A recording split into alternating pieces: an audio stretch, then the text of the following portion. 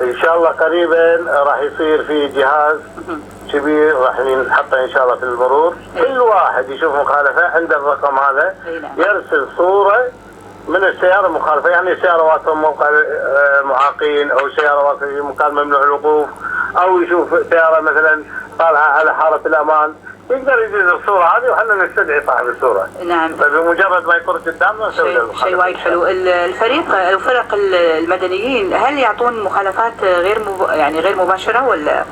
هم الفرق هذه فيهم ضباط وفيهم افراد حاطين فنيين مهندسين ومساعدين مهندسين اللي يقومون بالفحص الفني على السياره، فيهم مدنيين، هذول كلهم فرقه متكامله. المدنيين حقيقه هم يقومون بالدعم الاداري للفرق هذه، زائد ملاحظاتهم، يعني مثلا لما يروحون يشوفون ذم مواقع الستار يروحون يسجلون ارقام السيارات، يسجلون ما يقومون هم بتسجيل المخالفه، وانما نوع من الملاحظات لنا احنا على اساس احنا نغطي ان شاء الله نعم. الموقع اللي في قرينا ايضا انكم راح يعني قدام شويه راح تكبسون السيارات المتهالكه، هل هذا صحيح؟